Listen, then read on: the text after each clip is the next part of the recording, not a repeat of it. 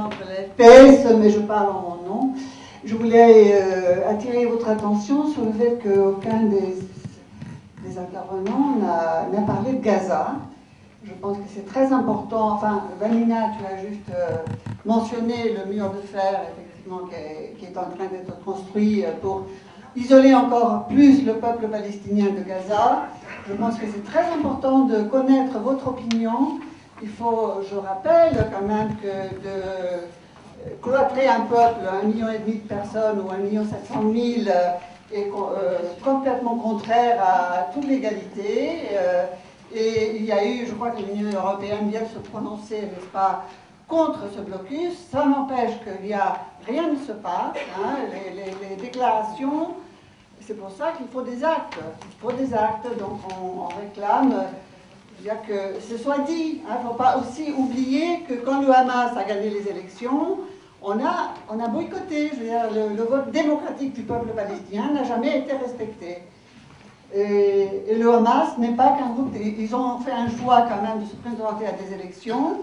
Alors on les pousse dans leur retranchement, ça me sert, c'est néfaste. Hein.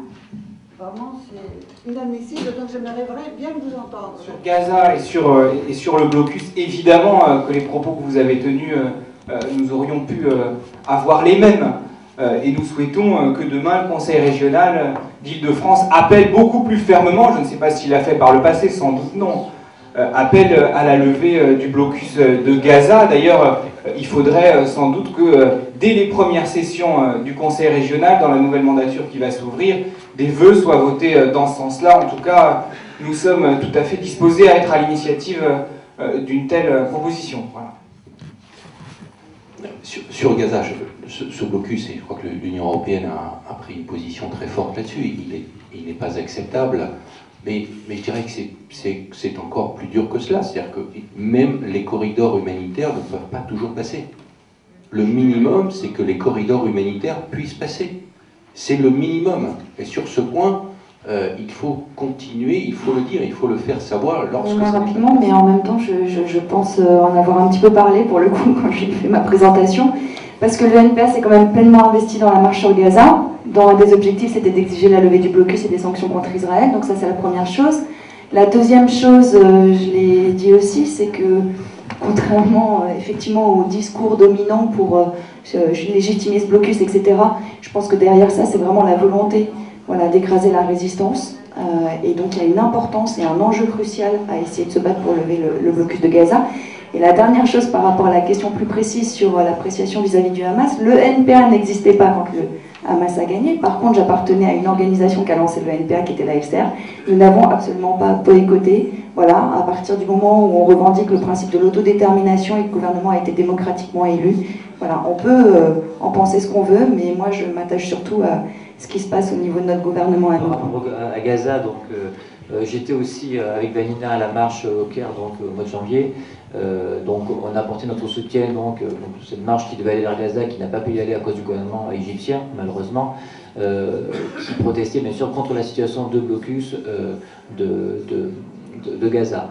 De même, il y avait aussi Nicole Kenissen qui était présente comme députée européenne à cette marche et qui a questionné donc l'Union européenne sur son rôle par rapport à UBAM, qui est quand même chargé donc de faire la police entre l'Égypte et donc le territoire de Gaza. Donc pareil là-dessus, il y a des imprécisions, il y a une sorte on ne sait pas trop exactement ce qui se passe et quelles sont les vraies décisions. Est-ce que la France est vraiment partie prenante comme la rumeur le dit? Donc il y a tout un doute par rapport à ça. Ah oui, sur la question des militants socialistes, on n'a pas fait de critique des militants socialistes. Il y a des militants socialistes qui sont tout à fait défendeurs de la cause palestinienne depuis très longtemps. Moi, c'est pas ma critique, mais je critique une ligne politique officielle.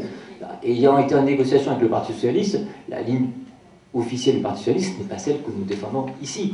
Et ça, c'est une réalité. Donc, le risque que je disais par rapport à 97, c'est le fait que c'est dommage que la ligne du Parti socialiste n'était pas celle d'il y a 10 ans avant, c'est tout. Et ça, c'est un problème général par rapport à la question palestinienne, sur le fait qu'il y a eu un recul de la social-démocratie, Shimon Peres était membre du Parti travailliste et membre des socialistes aussi. Le Shimon Peres d'aujourd'hui n'est pas celui des négociations avec Arafat. Donc c'est aussi une triste réalité du conflit. Et ça, il faut aussi le rappeler. C'est ça la réalité telle que la vivent les Palestiniens aujourd'hui. Et ça, voilà. Et ça, c'est malheureusement, il faut qu'on fasse avec.